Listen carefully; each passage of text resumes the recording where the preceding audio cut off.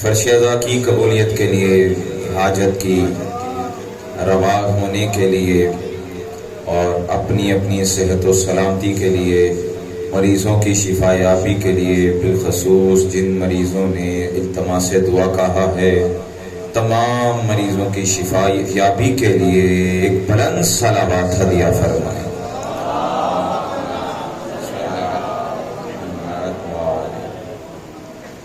مولا آقا امام زمان کے ظہور میں تعجیل کے لیے ایک مرتبہ پھر اپنے لبوں کو معطر کریں ذکر محمد و آل محمد سے۔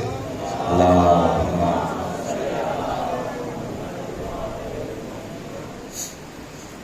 اعوذ باللہ السمیع العلیم من الشیطان اللعین الرجیم، بسم اللہ الرحمن الرحیم۔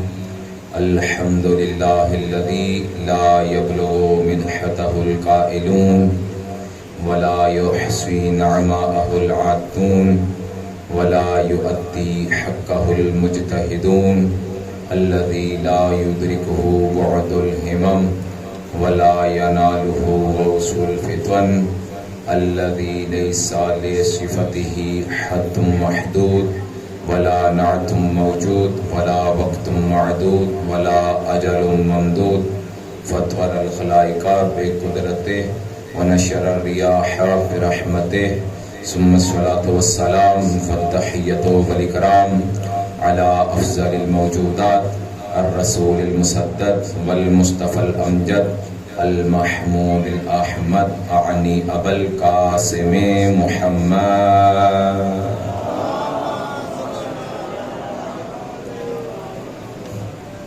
ولعنة الله على أعدائهم أجمعين من يوم عداوتهم إلى قيام يوم الدين، أما بعد فقد قال الله سبحانه وتعالى في محكم خطابه المتين وهو أصدق القائلين، بسم الله الرحمن الرحيم، فلما بلغ معه السعي۔ صلوات پڑھ لیجئے محمد والے محمد پر۔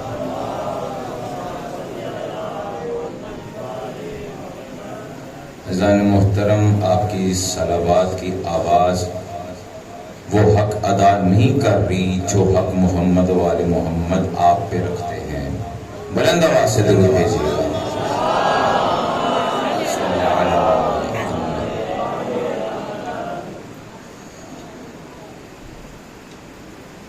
دشمن حیدر دشمن زہرا نامعلوم افراد، چار مصرے شاعر نے کچھ لکھے ہیں اور ان میں عجیب لطافت ہے۔ دشمن حیدر دشمن زہرا نامعلوم افراد، جان بوجھ کر میں نے بولا نامعلوم افراد۔ دشمن حیدر دشمن زہرا نامعلوم افراد، جان بوجھ کر میں نے بولا نامعلوم افراد۔ ہندا تیرے بیٹے کی تاریخ پڑھی تھی میں نے، باپ کے خانے میں لکھا ہوا تھا نامعلوم افراد۔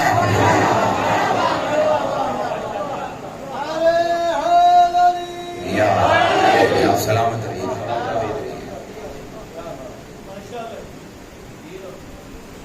فلما بلغ معه السعي، حضرت ابراہیم علیہ السلام نے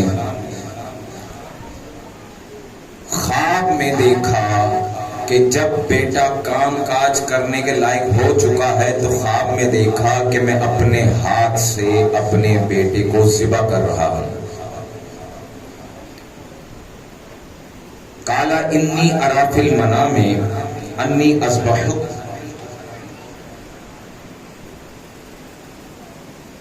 اے بیٹا میں نے خواب میں دیکھا ہے کہ میں تجھے ذبح کر رہا ہوں۔ فانظر ماذا تری، اے میرے بیٹے بتاؤ ذرا آپ اس میں کیا نظر رکھتے ہو، یا اس کے بارے میں آپ کیا کہنا چاہتے ہو۔ تو حضرت اسماعیل علیہ السلام نے فرمایا یا ابت افعل ما تؤمر، اے بابا جان آپ وہ کریں جو اللہ نے حکم دیا ہے۔ سلامت رہیے، آپ وہ کریں جو اللہ نے حکم دیا ہے قال استطیعنی انشاءاللہ من الصابرین، اگر اللہ نے چاہا تو آپ مجھے صبر کرنے والوں میں شمار کریں گے۔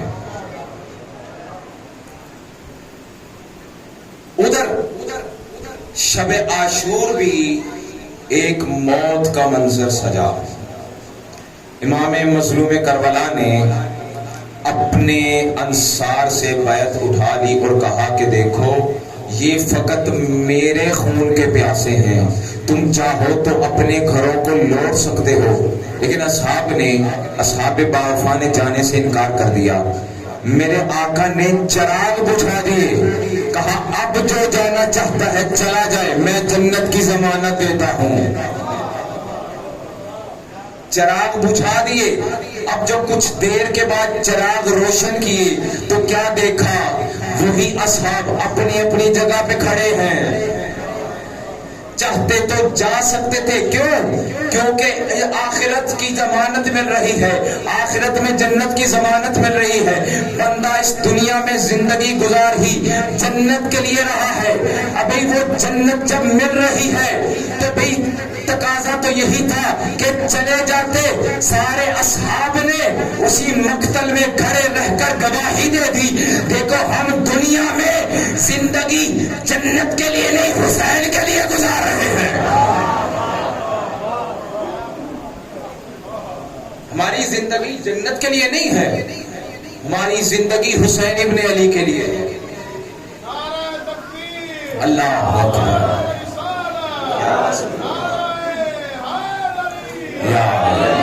آپ سلامت رہیے۔ مجھے چراغ پہ ہم دوستی پرکھتے ہیں، مجھے چراغ پہ ہم دوستی پرکھتے ہیں، یہ رسم اپنے قبیلے میں کربلا سے ہے۔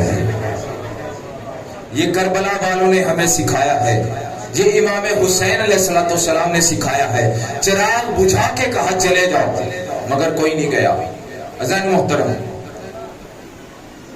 بلکہ اس کے برعکس روایت کہتی ہے،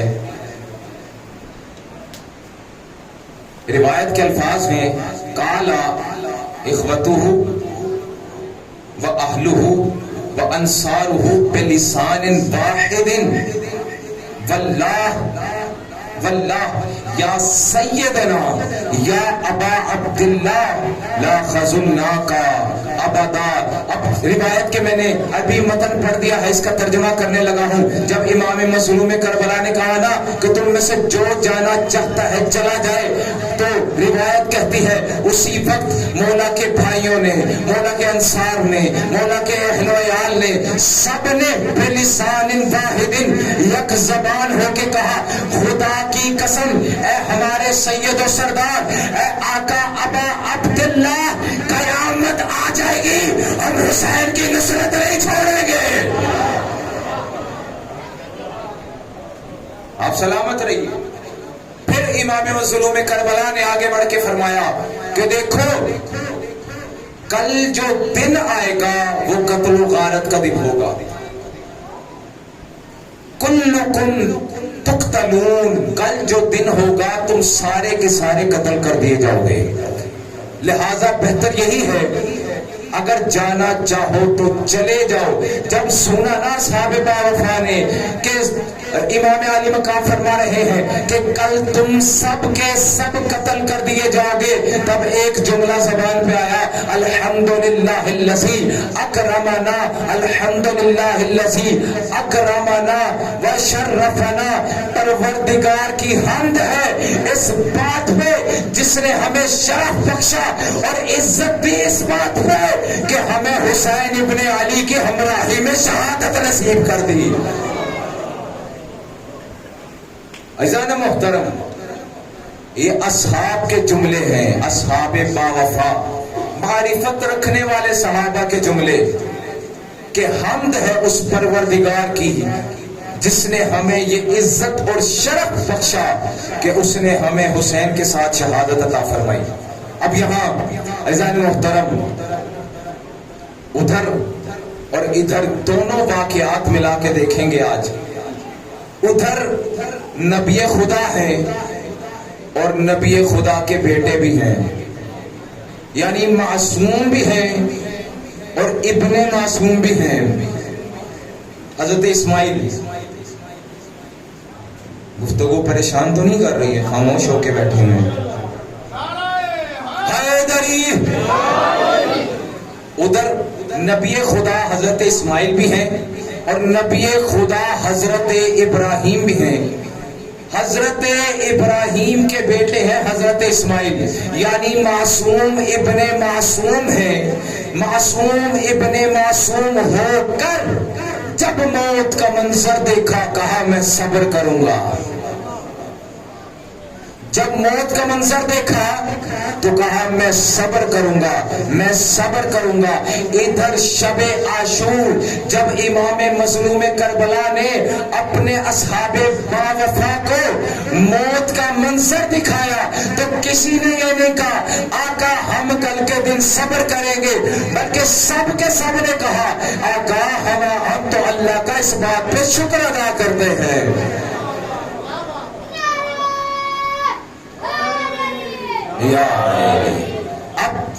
اب مجھے ایک جملہ کہنے کی اجازت دیجئے۔ اصل میں یہ تربیت کا اثر ہے، اصل میں یہ تربیت کا اثر ہے۔ جانتے ہو کیسے؟ کہ جس کی تربیت کے نتیجے میں موت کا منظر دیکھ کے صبر آ جائے، اس تربیت کرنے والے کو ابراہیم کہتے ہیں، اور جس کی تربیت کے نتیجے میں موت کا منظر دیکھ کے شکر کا کلمہ جاری ہو جائے، اس تربیت کرنے والے کو حسین کہتے ہیں۔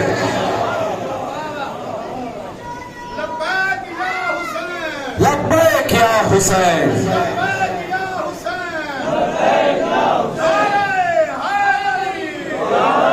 عزیزان محترم، میں نے بارہا آپ کی خدمت میں عرض کی ہے، لبیک یا حسین کوئی عام صدا نہیں، یہ امام مظلوم کربلا نے عصر عاشور ایک صدا ندا بلند کی تھی، حل من ناصری ینصرنا، 61 ہجری میں مظلوم کربلا کی صدا گونجی تھی۔ ہے کوئی جو حسین ابن علی کی نصرت کے لیے تیار ہو؟ آج 1445 ہجری میں ہم امام بارگاہ میں حسین کے گھر میں بیٹھ کے کہتے ہیں اے حسین ابن علی آپ آج تشریف لائیے، ہم آپ کی نصرت پہ لبیک کہتے ہوئے اتنی بلند آواز میں کہیں گے کہ عرش معلیٰ تک اور کربلا معلیٰ دونوں جگہ آواز آئے گی، لبیک یا حسین، بلند آواز سے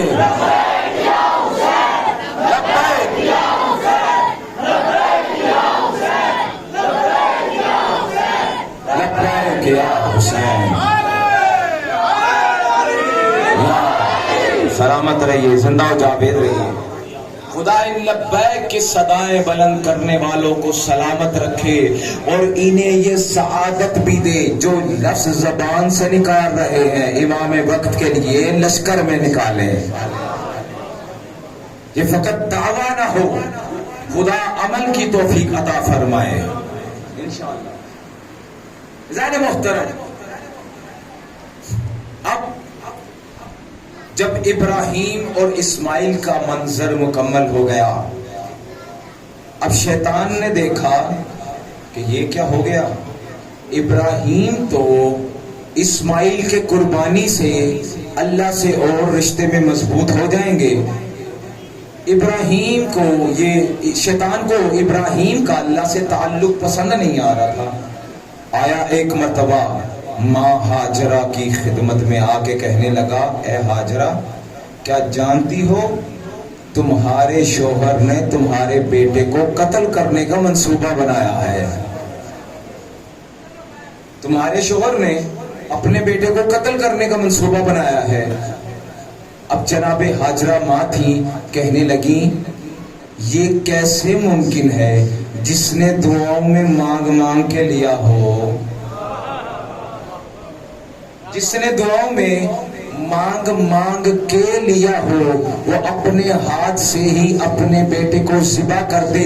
جب ماں کی یہ یقین کی منزلت دیکھ لی، شیطان نے تو کہنے لگا ابراہیم اس دعویٰ کا مدعی ہے کہ یہ حکم اللہ نے اسے دیا ہے. یہ وہ اپنی طرف سے ذبح نہیں کر رہا. وہ کہتے ہیں مجھے اللہ نے حکم دیا ہے ذبح کرنے کا، میں تبھی ذبح کرنے لگا ہوں. تو تب جناب ہاجرہ نے فرمایا، تب ہاجرہ نہیں خدا کی کنیز بولی.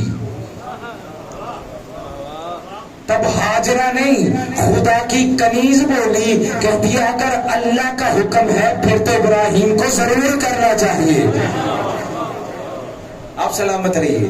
کہا اگر اللہ کا حکم ہے تو پھر تو ابراہیم کو ضرور کرنا چاہیے. شیطان مایوس ہوا، آیا ہے فوراً اسماعیل کے پاس اور آ کے بہت سے طریقوں سے اسماعیل کو اپنے راہ خدا بندی سے پھیرنا چاہا ہے. لیکن اسماعیل کا صبر اور استقامت اور ثابت قدمی دیکھ کر مایوس ہو گیا. پھر آیا ہے اللہ کے خلیل کی خدمت میں، آ کے کہنے لگا اے ابراہیم، جو آپ نے خواب دیکھا تھا وہ نبیوں والا خواب نہیں تھا. دیکھیے خواب دو قسم کے ہوتے ہیں. جو عام انسان کو خواب آتا ہے وہ یا وسوسہ ہوتا ہے یا کبھی کبھار کوئی اشارہ ہوتا ہے، کبھی کبھار کوئی اشارہ ہوتا ہے. لیکن جو معصوم کو، نبیوں کو، ائمہ کو جو خواب آتے ہیں وہ اللہ کا امر ہوتا ہے. جو غیر معصوم کو خواب آتے ہیں وہ شیطانی وسوسے بھی ہوتے ہیں، اللہ کی طرف سے اشارہ بھی ہوتا ہے. محض خواب حقیقت سے دور کوئی چیز بھی ہوتی ہے. لیکن جو خواب انبیاء کو آتے ہیں وہ سچے ہوتے ہیں، حقیقت پہ مبنی ہوتے ہیں. ابلیس نے آ کے کہا اے ابراہیم، وہ خواب اللہ کا امر نہیں تھا، شیطان کی طرف سے وسوسہ تھا. ابراہیم تو اللہ کے دیے ہوئے علم کی صورت میں جانتے تھے کہ نبیوں کے خواب سچے ہوتے ہیں، لہذا فوراً کہنے لگے اے اللہ کے دشمن دور ہو جا. فوراً پہچان گئے، فوراً پہچان گئے، فوراً پہچان گئے کہ یہ اللہ کا دشمن ہے. اس لیے ابراہیم نے کہہ دیا اے اللہ کے دشمن یہاں سے نکل جا، دور ہو جا. مطلب ابراہیم نے ابلیس کو اللہ کا دشمن مان کر اپنی بارگاہ سے نکال دیا. اس دن کے بعد ابراہیم کی سنت ہو گئی کہ جب بھی کوئی اللہ کا دشمن تمہاری بزم میں آگے بیٹھ جائے اسے اپنی بزم سے بھگا دیا کرو. یہی تو وجہ ہے محمد نے اپنی بزم سے کچھ اللہ کے دشمنوں کو بھگایا تھا.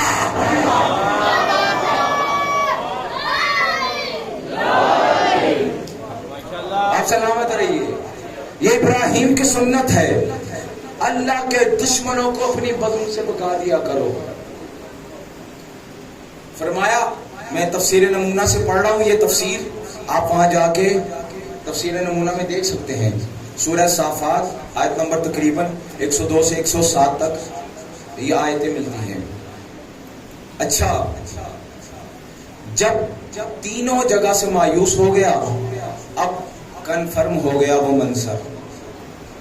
آئے ہیں حضرت ابراہیم حضرت اسماعیل کو لے کر قربان گاہ میں، اور قربان گاہ میں لا کر جب ذبح کرنے کا ارادہ کیا تو اسماعیل نے کہا اے بابا جان، ایسا کیجئے کہ آپ میرے ہاتھوں کو رسیوں سے باندھ دیجئے.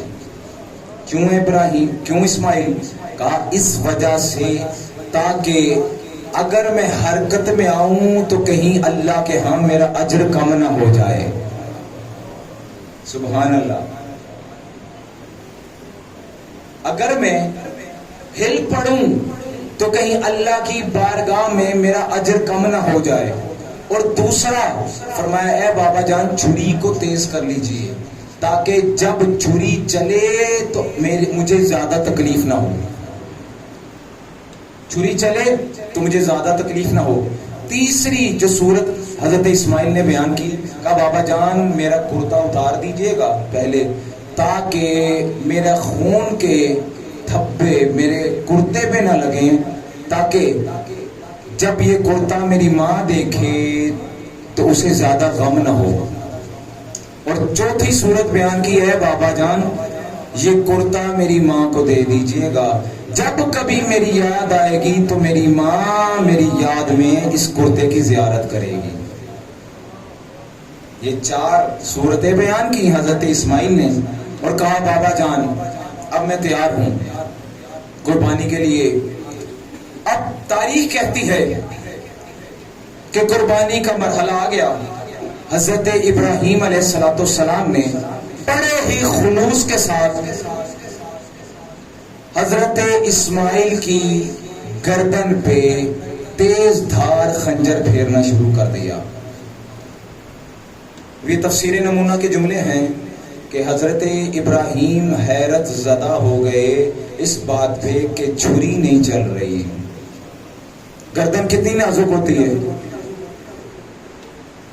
ذرا سی چھری سے کٹ سکتی ہے، اب تیز خنجر سے گردن نہیں کٹ رہی. دوبارہ کوشش کی پھر گردن نہیں کٹی. اب جو تیسری مرتبہ کوشش کی ہے تو فوراً اللہ کی طرف سے مینڈا آ گیا اور فرمایا اور دیکھا. جب تیسری دفعہ خنجر نہیں نہ چلا، جبرائیل آسمان پہ آ کے ندا دینے لگے اللہ اکبر اللہ اکبر. ادھر نیچے اسماعیل نے ندا دی اللہ اکبر وللہ الحمد اللہ اکبر. اب اس کو ملا کے جو دیکھا اللہ اکبر وللہ الحمد واللہ اکبر. اور تفسیر نمونہ میں لکھا ہے یہ وہی جملے ہیں جن کو بعد میں تھوڑی تبدیلی کے ساتھ آج بھی دنیا جانتی ہے. لبیک اللہم لبیک لبیک لا شریک لک لبیک ان الحمد والنعمت لک والملک لا شریک لک. اس لیے یہ جملے اللہ نے رہتی کائنات تک رکھ دیے تاکہ آنے والی نسل یاد رکھے. جو اللہ کی راہ میں ایک مرتبہ گردن پیش کر دے ہم اسے قیامت تک بھولا نہیں کرتے. ہم اسے قیامت تک بھولا نہیں کرتے. عزیزان محترم، اب گردن پیش کی ہے، گردن کٹی نہیں ہے. گردن پیش کی ہے لیکن گردن کٹی نہیں ہے. سوچئے جس کی گردن کٹی نہیں اللہ نے اس کا ذکر قیامت تک جاری کر دیا. جس نے اپنی گردن کے ساتھ اپنے انصار کے ساتھ ساتھ اپنے بچوں کے ساتھ ساتھ مائیں بہنیں بھی اللہ کی راہ میں پیش کر دی تو کیا اس کا ذکر قیامت تک باقی نہیں رہے گا؟ یہ اللہ کا وعدہ ہے.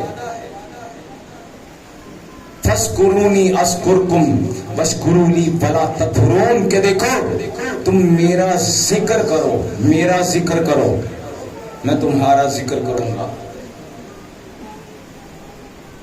اے پروردگار، حسین نے پوری زندگی تیرا ذکر کیا اور بدلے میں تو بھی حسین کا ذکر کرے گا. تو اس میں بہتری کیا ہے، اس میں احسان کیسا؟ تو قرآن میں کہتے ہیں حل جزاء الاحسان الا الاحسان. احسان کا بدلہ احسان کے سوا ہو کیا سکتا ہے؟ بھئی حسین بھی تیرا ذکر کر رہے ہیں، بدلے میں تو بھی حسین کا ذکر کر رہا ہے. حسین بھی تیرا ذکر کر رہے ہیں، بدلے میں تو بھی حسین کا ذکر کر رہا ہے. پروردگارہ اس میں احسان کہا گیا. عجب نہیں کہ اللہ کی آواز آئے حسین فقط حسین فقط حسین فقط رہتی زندگی تک میرا ذکر کرتا رہا اور میں حسین کا ذکر تا قیامت جاری رکھوں گا.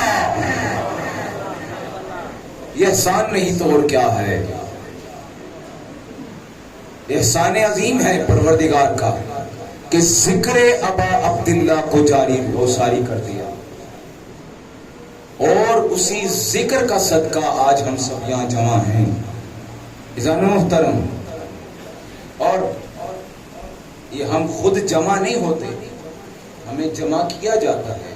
حب الحسین یجمعنا، یہ حسین کی محبت ہے جو ہمیں جمع کر کے لے کے آتی ہے.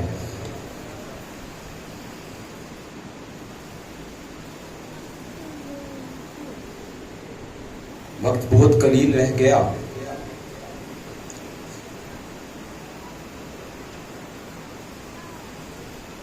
حضرت دارالعلوم مضمون کربلا میں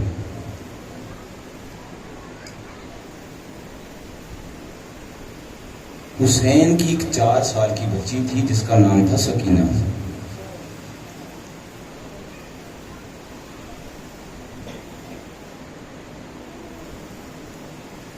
حسین آئے ہیں رخصت آخر کر کے. اب جو آ کے زینے فرس پہ بیٹھے ہیں، گھوڑے کو چلانا چاہا، گھوڑا نہیں چلا. کہا میں جانتا ہوں صبح سے لاشیں اٹھا اٹھا کے تھک گیا ہے. اب حسین وعدہ کرتا ہے آخری زحمت ہے تیری، حسین کو فقط مقتل تک لے جا، اس کے بعد حسین تجھے زحمت نہیں دے گا. ایک مرتبہ بے زبان جانور نے اپنے سر سے اشارہ کر کے دکھایا.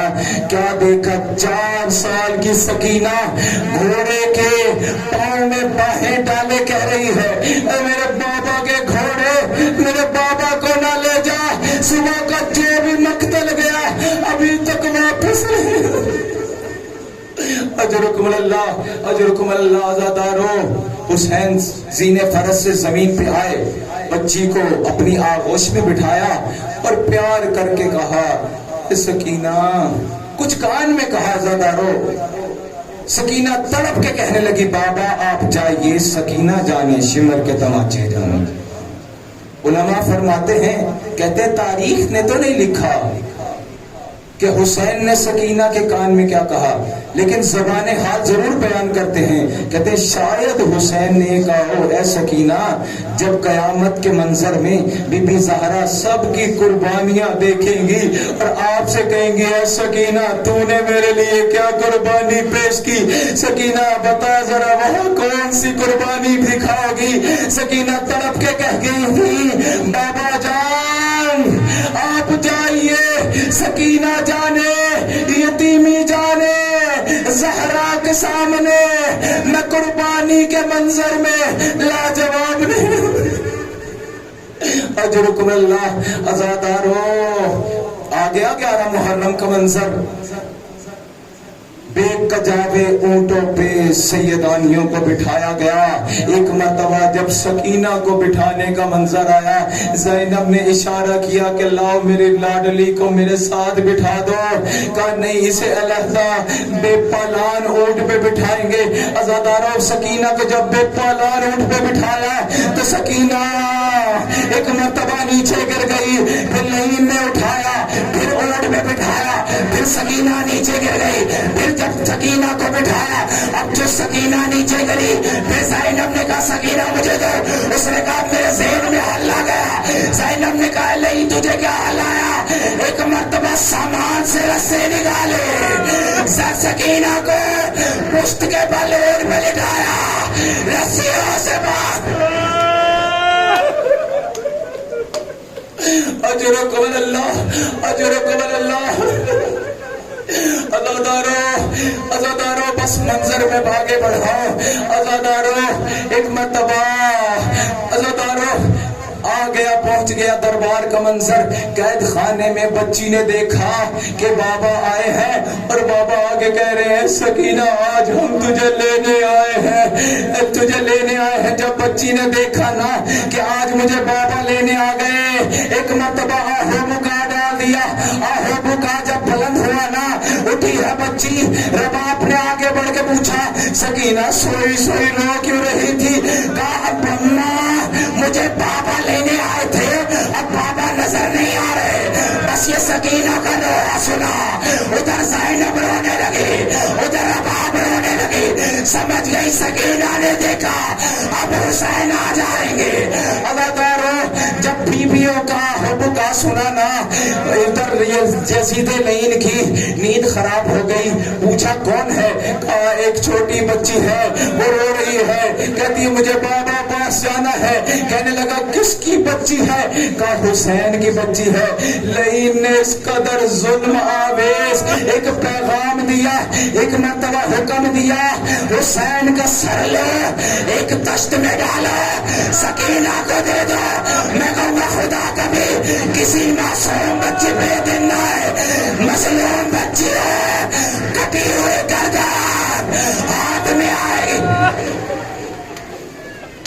اجرکم اللہ. عزاداروں تشت سجایا گیا، سر حسین کو تشت میں رکھا گیا، رومال سے ڈھانپا گیا. عزاداروں ایک مرتبہ جو قید خانے کا دروازہ کھلا، سکینہ نے تشت دیکھا، دیکھ کے کہنے لگی مجھے بھوک نہیں، میں نے بابا پاس جانا ہے. عزاداروں اب جو سمجھی تھی کہ کھانا آ گیا، ادھر لائن نے جب رومال ہٹایا بابا کا سر لیا. عزاداروں پہلا نوحہ پڑا سکینہ نے، بابا مجھے بچپن میں کس نے یتیم، بابا مجھے بچپن میں کس نے یتیم کر دیا. دوسرا بین پڑا سکینہ نے، بابا یہ داڑھی تمہاری داڑھی خون سے کس نے خضاب کر دی. اور تیسرا مرثیہ پڑا، بابا جب خیمے سے گئے تھے تو یہ گردن تو کٹی ہوئی نہیں تھی، بابا یہ کس نے تیری گردن کاٹ. عزاداروں اب جو اس کے بعد سکینہ نے نوحہ کیا، زمین کانپ گئی. سکینہ نے دیکھا کہ بابا کے رخسار زخمی ہے، کہنے لگی بابا آپ کے تو رخسار بھی زخمی ہے، لیکن بابا فقط تیرے رخسار نہیں، ایک مرتبہ سکینہ کے رخسار تھے. شمر نے کبھی تماچے مارے. اجرکم اللہ، اجرکم اللہ. عزاداروں اب جو بچی نے بین کیے، ایک مرتبہ تاریخ کہتی ہے بچی بین کرتی کرتی حسین کے سر پہ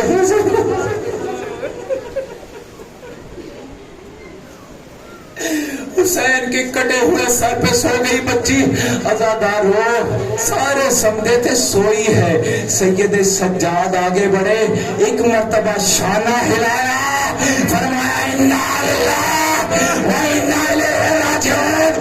جس کو سب سے زیادہ آزادی کا شوق تھا وہ بچے قید خانے میں گئے.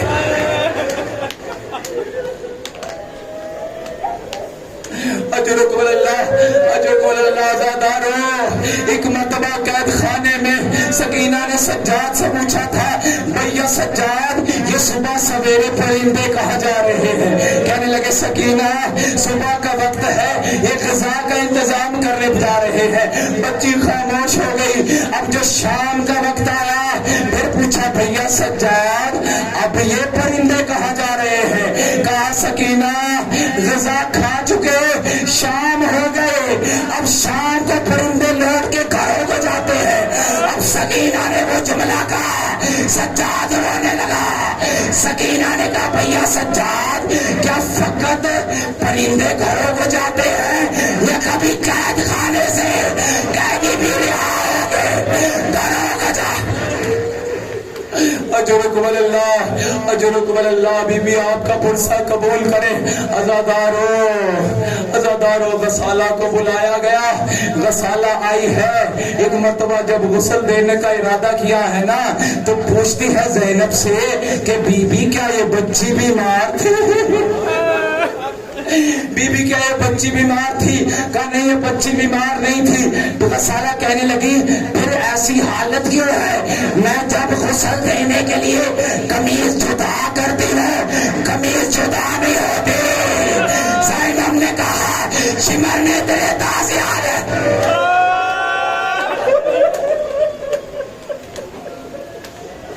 شمر نے تیرے تازیانے لگائے میری سکینہ کے. اجرکم اللہ، اجرکم اللہ. عزاداروں اب آخری لمحہ آیا. عزاداروں ایک مرتبہ سید سجاد نے، جانتے ہیں نا مظلومیت امام حسین، جس طرح حسین کو کفن نہیں ملا اس طرح سکینہ کو بھی کفن نہیں ملا. اسی جلے ہوئے کپڑے میں سجاد نے کفن دیا. اب جو اٹھا کے آیا قبر پہ مظلومیت دیکھ کے چپ کر گیا. جب قبر میں اتارتے ہیں کوئی قبر میں ہوتا ہے کوئی باہر سے پکڑاتا. اے سجاد کیا کرے؟ تنہا سکینہ کا لاشا ابھی سوچ رہا تھا کہ قبر سے دو ہاتھ آئے. سجاد میری سکینہ مجھے